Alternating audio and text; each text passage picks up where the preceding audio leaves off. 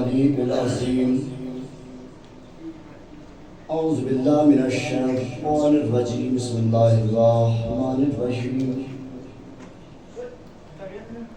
الحمد لله الذي هدانا لهذا وما كنا لنهتدي لولا أن هدانا الله لقد جاءت رسل ربنا بالحق.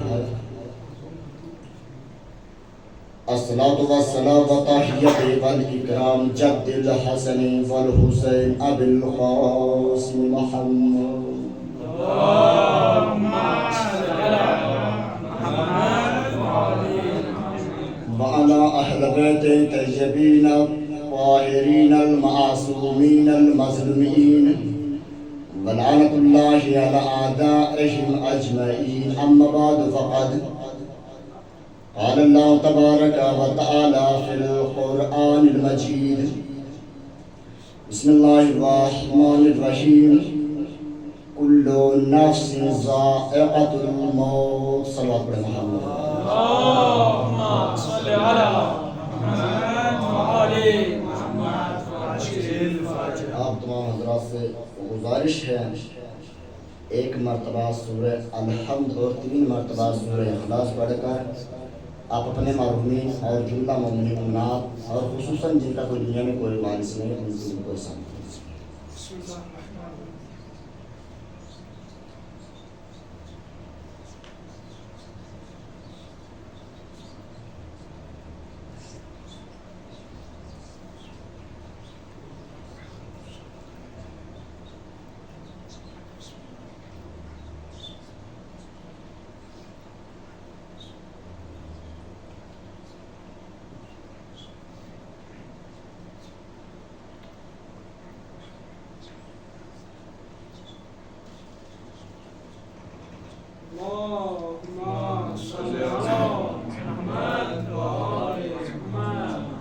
ایک سورہ فاتحہ اور پڑھ دیجیے گا.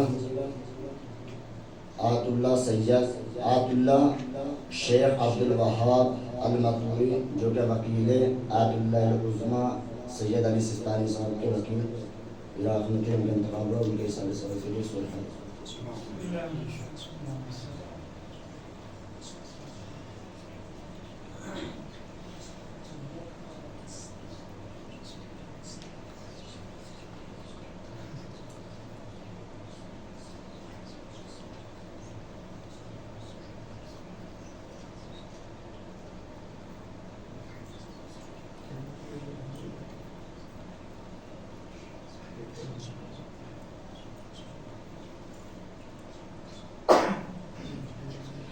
صلوات پڑھیں محمد وعلی محمد.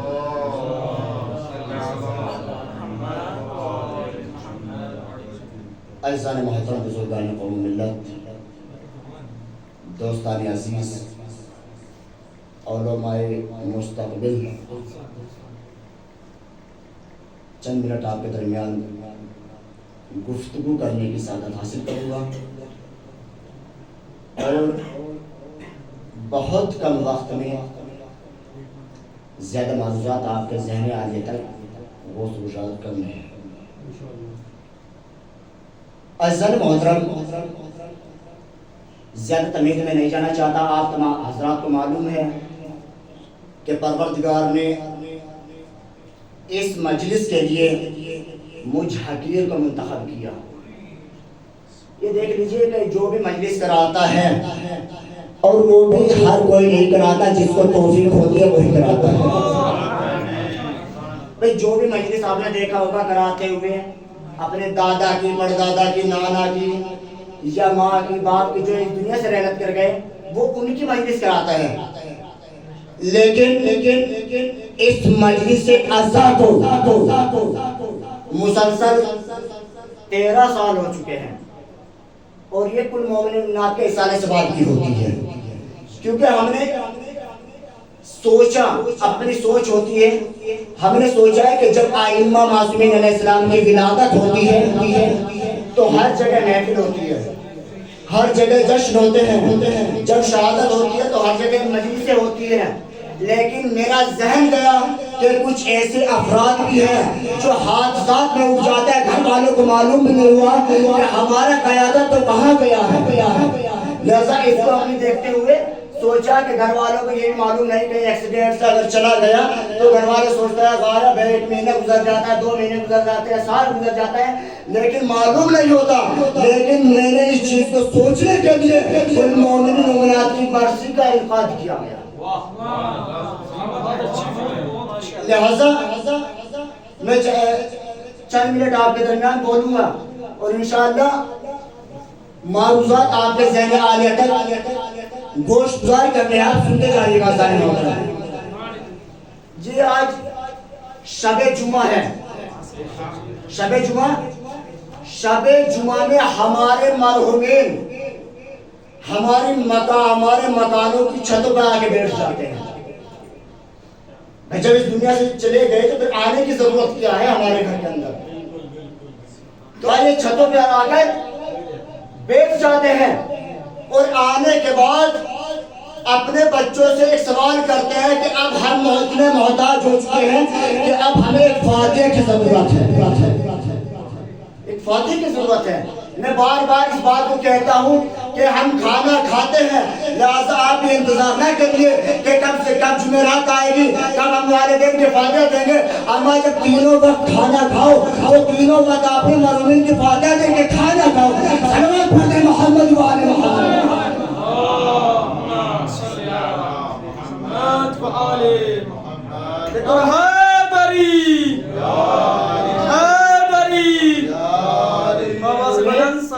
ثواب پہنچے گا لیکن کھانا آپ کھائیں گے۔ لہذا اب یہ ماں باپ، اگر کسی کے ماں باپ دنیا سے رحلت کر گئے، وہ ماں باپ آ کے مکان کی چھت پہ بیٹھ جاتے ہیں اور سوال کرتے ہیں کہ میرے بچوں ہم اتنے مجبور ہو گئے، اتنے عاجز ہو گئے کہ اب ہمیں ایک فاتح کی ضرورت ہے۔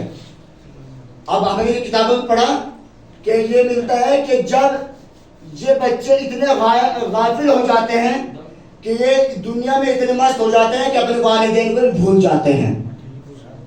آخر میں جب آدھی رات گزر جاتی ہے تو یہ تاریخ میں لکھا ہوا ہے کہ جب آدھی رات گزر جاتی ہے تو باپ کہتا ہے کہ بچے ہمیں بھول گئے، لہذا اب ہم چلتے ہیں، لیکن ماں کہتی ہے کہ نہیں، ابھی میرا بچہ کسی کام میں مصروف ہوگا، ابھی بیٹھے رہو، کسی کام میں مصروف ہوگا۔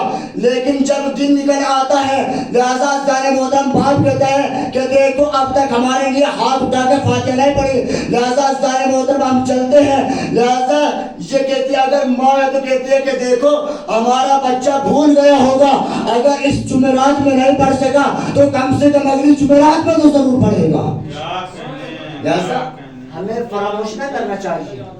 اور ازدان محترم 2-4 باتیں، اور پھر آج کل جو فتوے آ رہے ہیں آپ بھی سن رہے ہوں گے نیوز پہ کہ آیت اللہ سستانی صاحب کے خلاف نجس زبانوں کو کھول رہے ہیں، اور کیا کہہ رہے ہیں میں بعد میں بیان کروں گا۔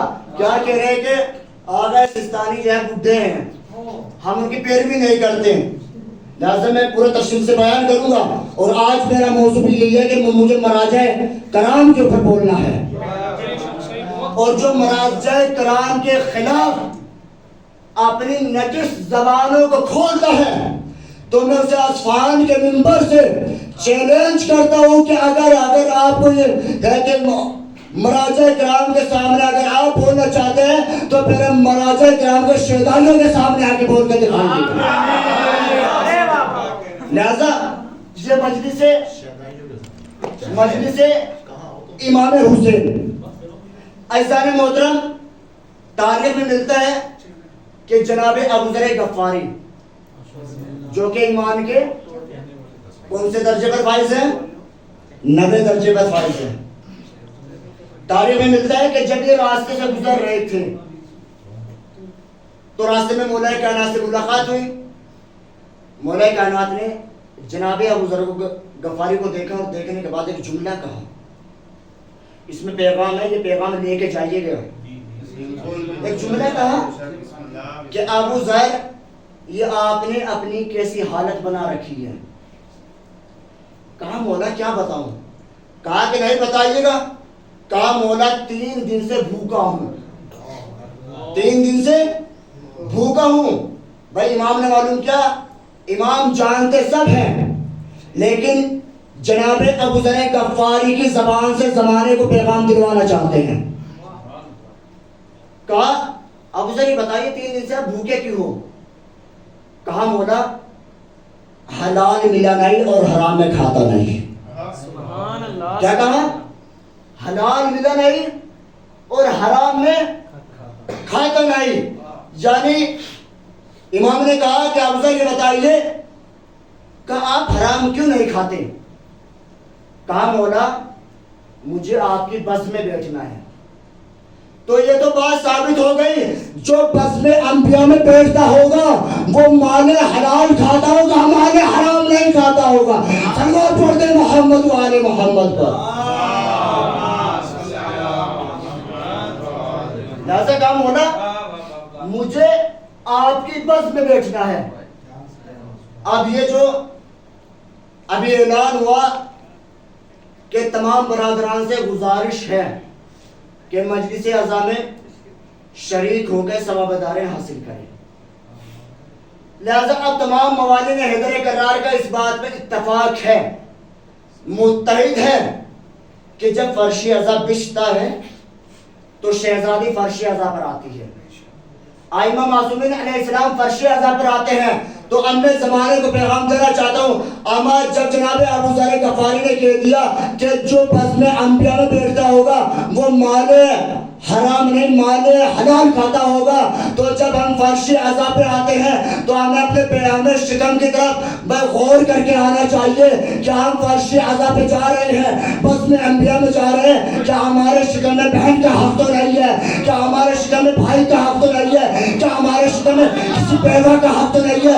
کیا ہمارے شکم میں کسی مسکین کا حق تو نہیں ہے؟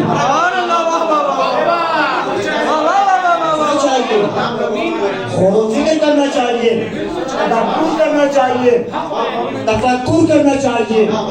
جب ہم اس فرشی اعضاء پر آتے ہیں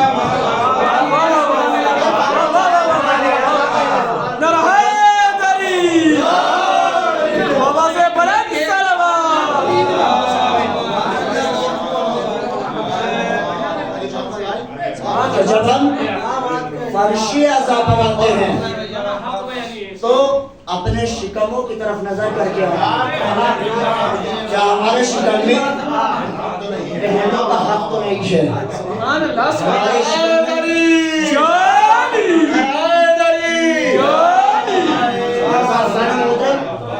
ہمیں اس میں غور و فکر تدبر اور تفکر کی ضرورت ہے.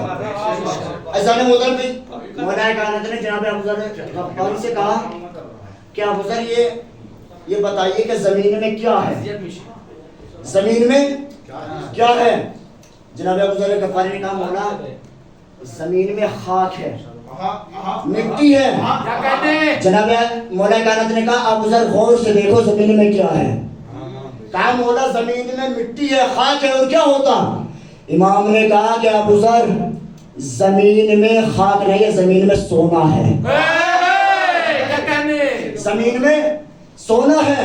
کہا جناب ابو ذر غفاری نے کہا ہاں مولا زمین میں سونا ہی ہے, کیونکہ جناب ابو ذر غفاری جانتے ہیں بھائی تراب اپنی کیفیت بدل سکتی ہے, تراب اپنی کیفیت بدل سکتی ہے, ابو تراب کی زبان اپنی کیفیت نہیں بدل سکتی.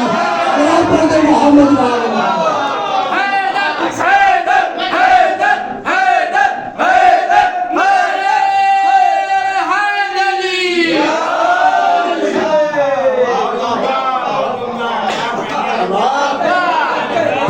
اپنی کیفیت بدل سکتی ہے, اپنی کیفیت بدل سکتی ہے, ابو تراب کی زبان اپنی کیفیت نہیں بدل سکتی ہے. تو امام نے کہا کہ جب سونا ہے تو اٹھا کے بیٹھ کے کچھ کھا لیجیے گا. ابو ذر غفاری نے ایک ٹکڑا اٹھایا, تھوڑا سا توڑا, باقی زمین میں پھینک دیا.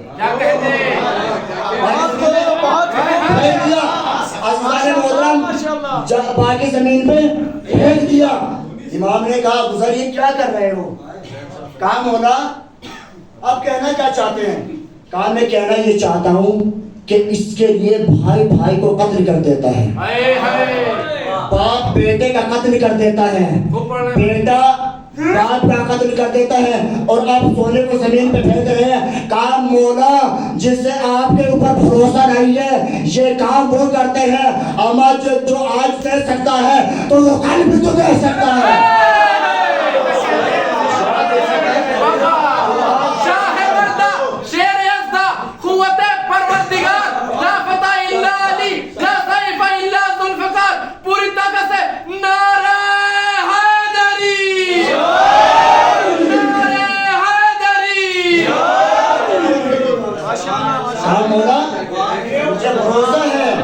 مجھے یقین ہے جو آج دے سکتا ہے وہ کل بھی تو دے سکتا ہے.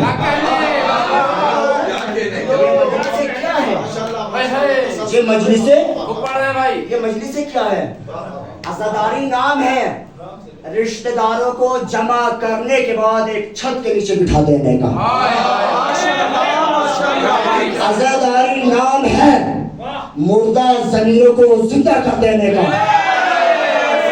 عزاداری نام ہے مردہ ضمیروں کے اندر شعور پیدا کر دینے کا. عزاداری نام ہے والدین کے احترام کر دینے کا.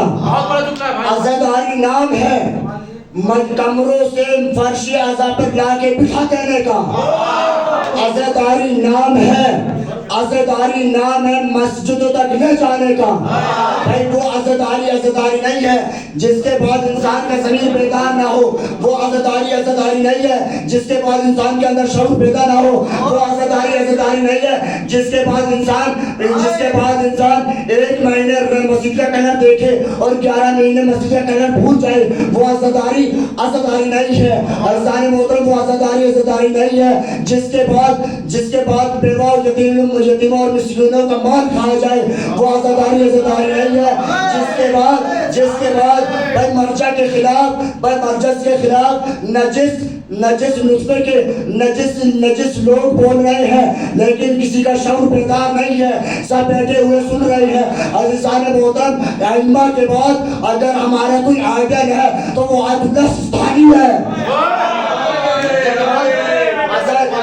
امام کے بعد اگر ہمارا کوئی آئیڈل ہے, ہمارا کوئی نمونہ ہے تو پھر وہ سستانی ہے یا خامنائی ہے یا نصر اللہ ہے یا حزب اللہ ہے یا شیخ سرسکی ہے.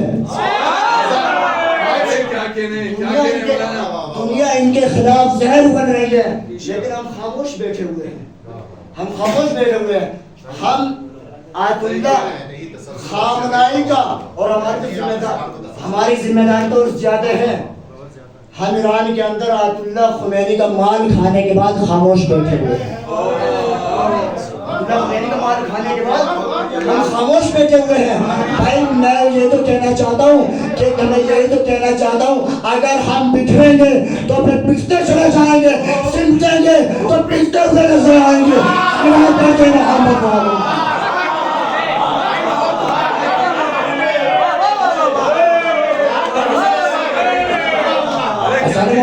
چمن کلی کلی علی علی علی علی چمن چمن کلی کلی علی علی علی علی نگر نگر گلی گلی علی علی علی علی علی علی علی علی علی. عزیزان محترم ہمیں سمٹنے کی ضرورت ہے, بکھرنے کی ضرورت نہیں ہے. اگر سمٹ کے چلیں گے تو پھر یہاں بھی کامیاب ہے وہاں بھی کامیاب ہے. اور یہ تو ہو رہا ہے کہ جو دنیا مراجع کے خلاف بول رہی ہے وہ یہی وجہ ہے کیونکہ ہمارے اندر اتفاق نہیں ہے.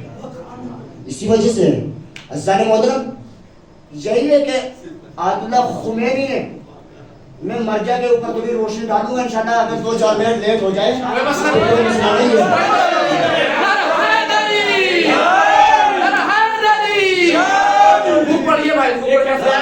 فرمان پر جان بھی قربان ہے, کے فرمان پر جان بھی قربان ہے, رابر کے فرمان پر جان بھی قربان ہے.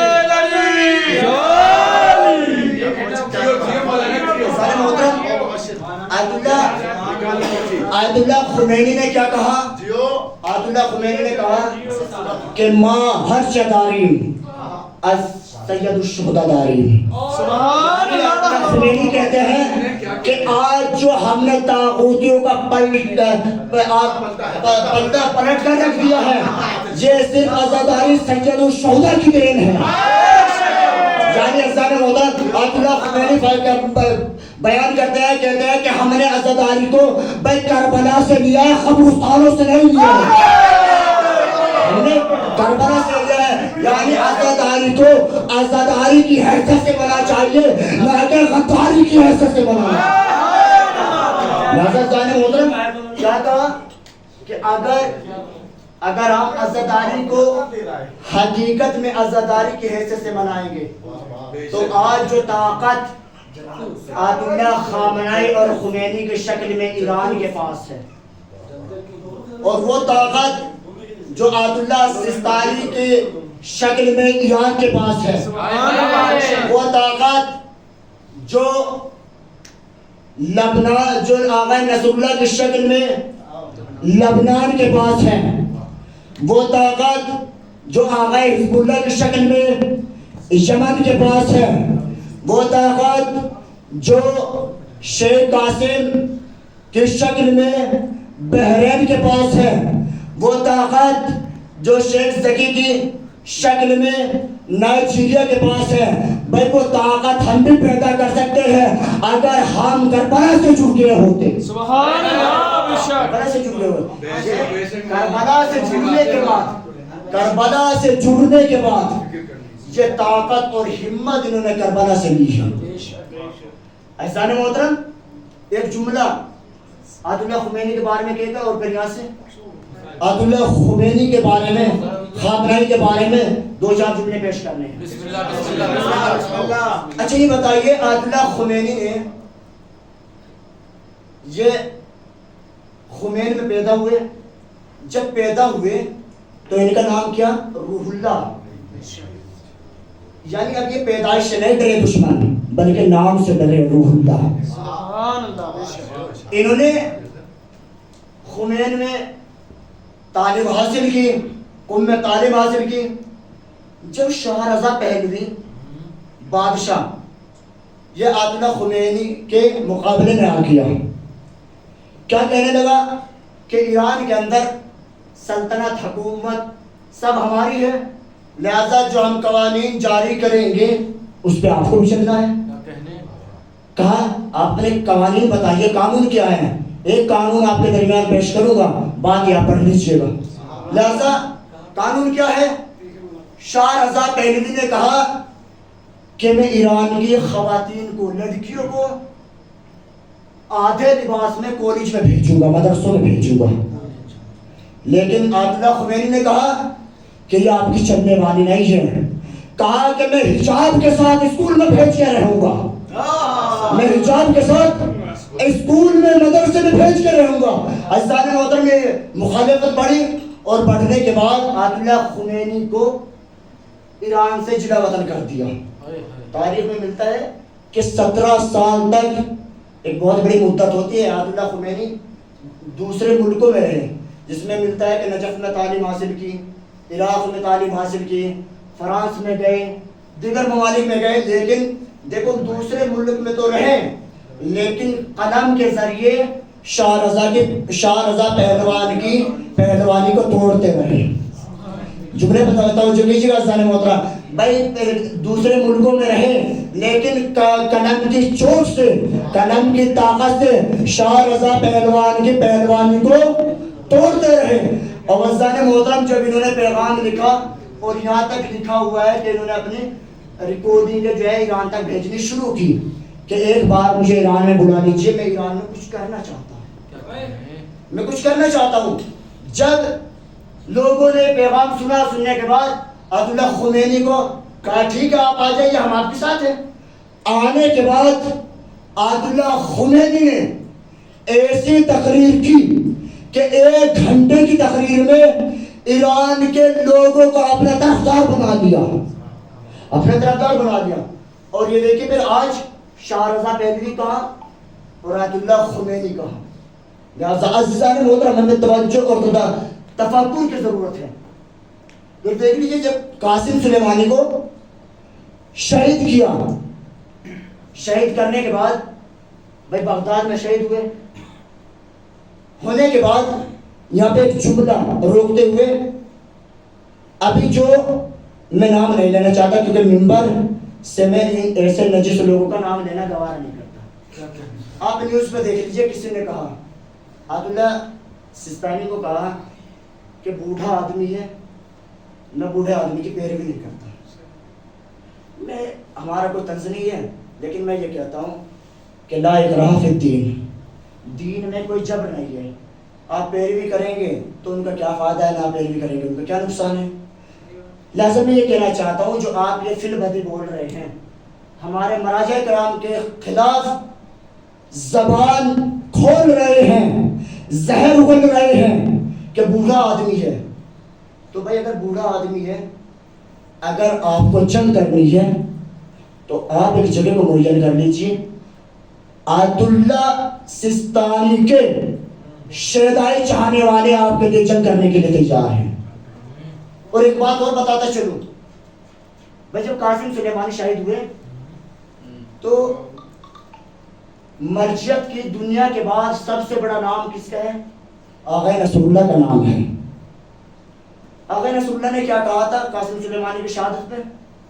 کہا میں یہ نہیں کہتا کہ دنیا کے تمام مسلمان آئے اور آنے کے بعد میری مدد کرے، آنے کے بعد میری مدد کرے، لیکن ہاں میں اتنا کہنا چاہتا ہوں کہ جتنے بھی مراجع کے دشمن ہیں، جتنے بھی اہل بیت کے دشمن ہیں، وہ ایک میدان کو مشخص کرے اور میرے ساتھ آ کے جنگ کرے. اگر خیبر کی یاد دلواتی تو مجھے نصر اللہ نہ کہنا.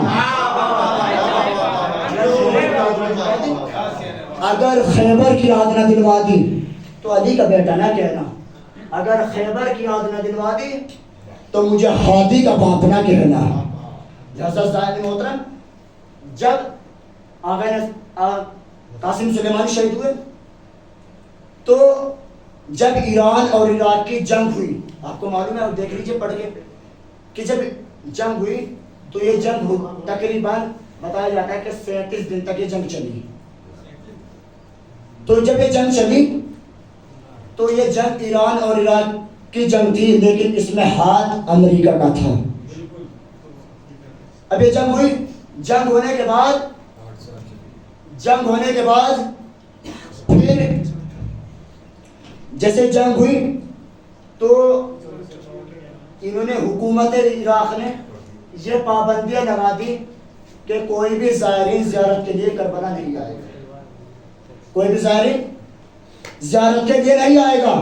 لیکن جب یہ خبر قاسم سلیمانی کو پہنچی اور پہنچنے کے بعد قاسم سلیمانی نے ایران سے حکومت عراق کو للکارتے ہوئے کہا کہ حکومت سن لیجیے گا، یاد رکھنا کہ اگر ہمارے زائرین کے اگر ہم کسی بھی خروچ آ گئی تو قاسم سلیمانی عصر عاشورہ کی نماز جنت البقیع میں پڑھے گا. عصر عاشورہ کی نماز جنت البقیع میں پڑھے گا. یہ ہے قاسم سلیمانی. عزیزان محترم، جب قاسم سلیمانی کی شہادت ہوئی اور اس سے پہلے جب ایران اور عراق کی جو جنگ ہوئی تو اس میں آغا نصر اللہ کا بیٹا جس کی عمر 18 سال کی، نام ہادی جب شہید ہوا، جب آغا نصر اللہ کو معلوم ہوا کہ میرا بیٹا شہید ہو گیا تو بیٹے کے جنازے پہ مسکراتے ہوئے. لیکن جب معلوم ہوا کہ قاسم سلیمانی شہید ہوئے تو یہی جس نے چیلنج کر دیا کہ اگر ایک ہلکی سی بھی خروچ آئے تو نہیں، جس نے یہ کہہ دیا کہ اگر مراجع کے خلاف کوئی بولے گا تو میدان کو مشخص کرے اور مجھ سے جنگ کرے، اگر خیبر کی یاد نہ دلوا دی تو حسن نصر اللہ نہ کہنا. لیکن جب یہ قاسم سلیمانی کے جنازے پر آیا تو دہاڑے مار کے روتا ہوا آیا، دہاڑے مارتے ہوئے آیا. آنے کے بعد لوگوں نے معلوم کیا آغا جب آپ کا خون شہید ہوا تو آپ رو نہیں رہے تھے بلکہ آپ کے چہرے پہ مسکراہٹ تھی. لیکن آپ کا بیٹا 18 سال کا، لیکن یہ آپ کا خون نہیں ہے اور اس کی عمر تک یہ بوڑھا آدمی ہے، لہذا آپ دہاڑے مار کے رو رہے ہیں. تو آقا نصر اللہ نے ایک جملہ کہا, سنیے عزیزان محترم, کہا کہ میں روز لے رہا ہوں کہ وہ 18 سال کی عمر میں وہ کام دین کے لیے اور میرا بیٹا نہ کر سکا جو کام 70 سال کے بڑھاپے میں 70 سال کے بڑھاپے میں قاسم سلیمانی کر کے چلا گیا. وہ کام 18 سال کی عمر میں میرا بیٹا نہ کر سکا جو کام قاسم سلیمانی 70 سال کی عمر میں کر کے چلا گیا. عزیزان محترم, جب قاسم سلیمانی شہید ہوئے ہونے کے بعد کوئی ایران نے کوئی جواب نہیں دیا. پھر لوگوں نے دکھانا شروع کیا, 1 دن ہو گئے, 2 دن ہو گئے, 3 دن ہو گئے, تو کوئی اکثر یہ ہندوستان میں خبر زیادہ ہوئی پھیلی تھی, نیوز نے دکھایا کہ ایران ڈر گیا. لہذا پھر اس کے بعد اگلے دن دکھایا کہ بھائی اب ایران بدلہ دے گا, ظاہر سی بات ہے دے گا. اب جب ایران بدلہ دے گا, بھائی 1 دن کچھ نہیں ہوا, 2 دن نہیں ہوا, تیسرے دن کچھ نہیں ہوا, چوتھے دن رہبر نے کہا پرچم لہرا دو, وہ بھی سرخ رنگ کا. اور دشمنوں کو سرخ رنگ سے بڑی نفرت ہے, بہت ڈرتے ہیں. کہا سرخ رنگ کا پرچم لہرا دو. یہ کہاں لہرا دے؟ آسمان میں لہرا دے, ہندوستان میں لہرا دے, کہاں لہرا دے؟ امام خمینی نے کہا کہ مسجد جمکران پہ لہرا دو, مسجد جمکران پہ لہرا دو. کہا آقا یہ بتائیے بھائی مسجد جمکران پہ لہرانے کا بھائی مطلب کیا ہے, ریزن کیا ہے؟ بھائی آیت اللہ خمینی نے کہا امام زمانہ گواہ رہنا, جنگ کا آغاز خامنائی کرے گا, اختتام امام زمانہ کریں گے. محمد وعلی محمد.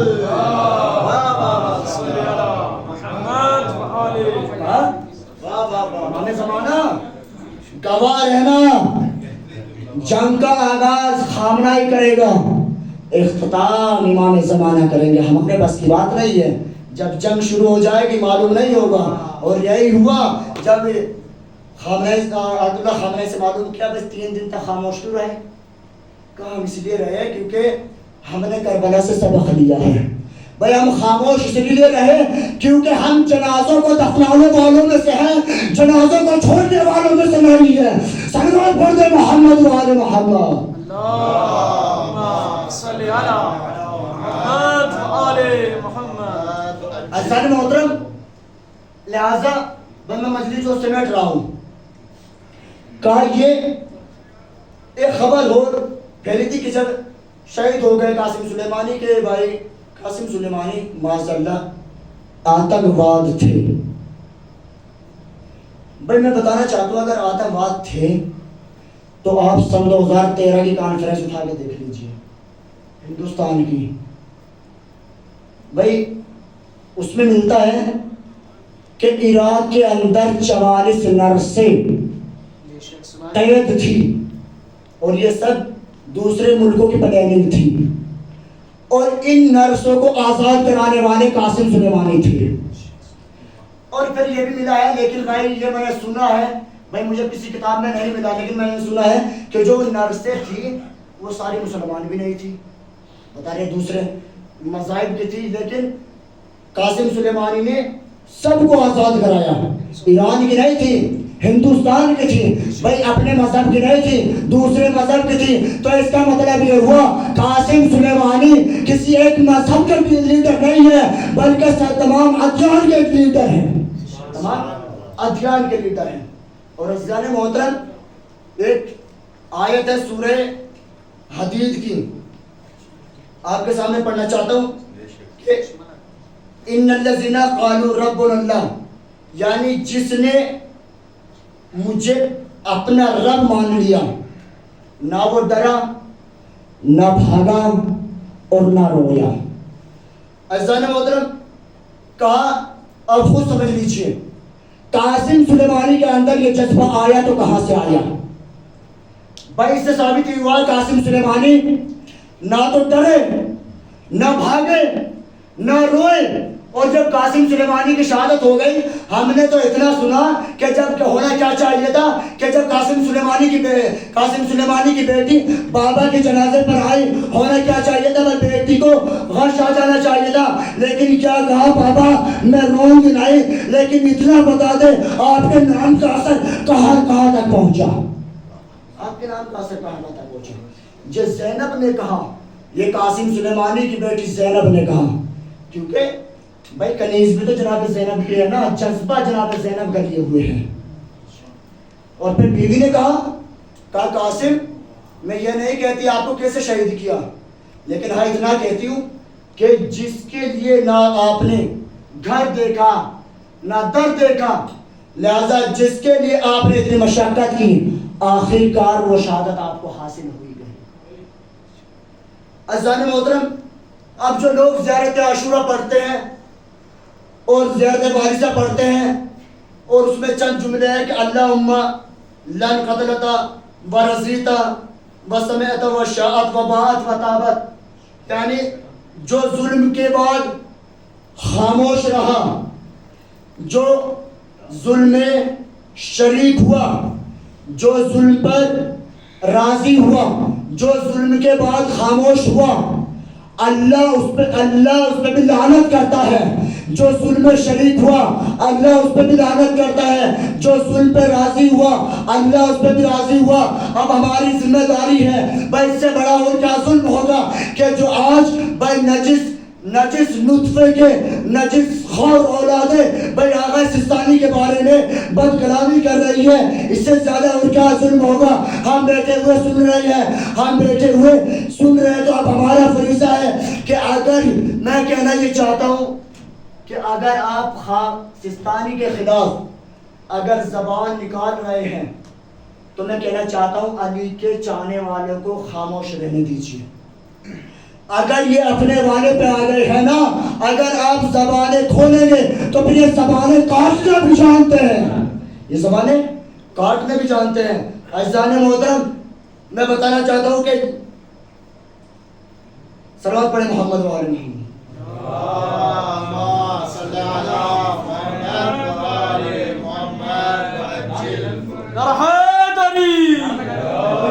دست خدا بر سر ما خامنه‌ای دست خدا بر سر ما دست خدا بر سر ما نرحیدری رابطہ مسئلہ میں دو جملے سن لیجیے گا بھائی میں یہ کہنا چاہتا ہوں اصفہان کے منبر سے یہ کہنا چاہتا ہوں سبحان اللہ کہ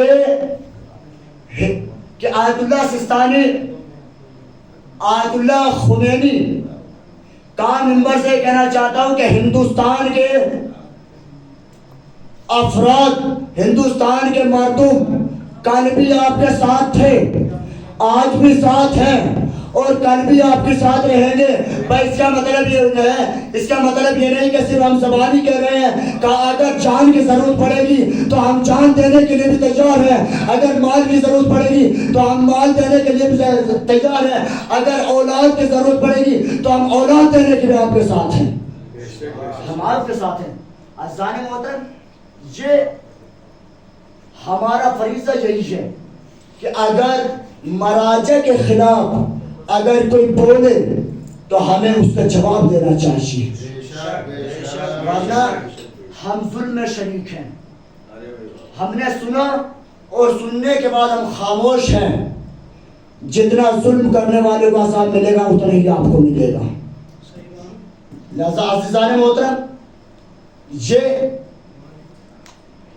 نجس اولادیں مرجع کے خلاف بولتی ہے ایک جملہ سنیے عزیزان محترم کہا جو مرجع کا کھانے کے بعد جو مراجع کا کھانے کے بعد مراجع کے خلاف بولے اسے وقت کا یزید کہتے ہیں اور جو 57 ملکوں کو پڑھا کے کھلا کے راہ مستقیم پر لے آئے اسے وقت کا خامنہ‌ای کہتے ہیں اسے وقت کا خامنہ‌ای کہتے ہیں جو 57 ملکوں کو پڑھا کے کھلا کے اور راہ مستقیم پر لے آئے اسے وقت کا خامنہ ہی کہتے ہیں۔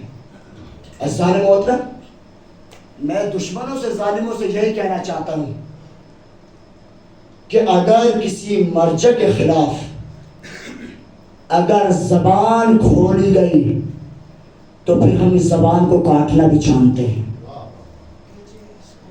ہمیں چھیڑو نا، اگر علی کے چاہنے والے اپنی پہ آ گئے تو پھر یہی ہوگا کہ جیسے خامنہ نے کہا کہ جنگ کا آغاز ہم کریں گے، اختتام امام زمانہ کریں گے۔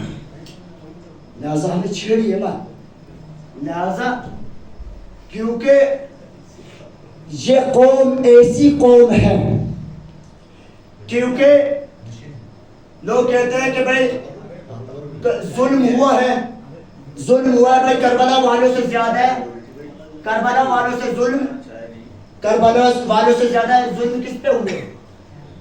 لیکن نہیں، اگر ظلم کرنے کا حق ہے، اگر آپ کہہ رہے کہ بھائی جب ظلم ہوا ہے تو ظلم کیا جائے، اگر کرنے کا حق ہے تو کربلا والوں کو ہے، ان سے زیادہ ظلم کس سے ہوئے؟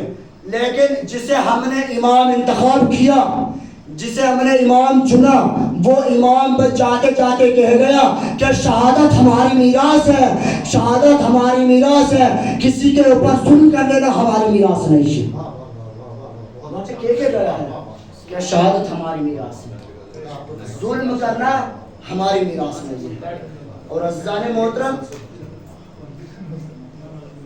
میں چاہتا ہوں کہ امام سجاد کے مسائل پڑھیں۔ عزیزان محترم، کون امام سجاد؟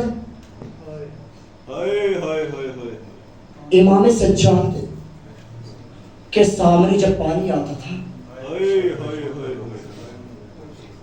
تو تاریخ بتاتی ہے کہ پانی مضاف ہو جایا کرتا تھا۔ عزیزان محترم،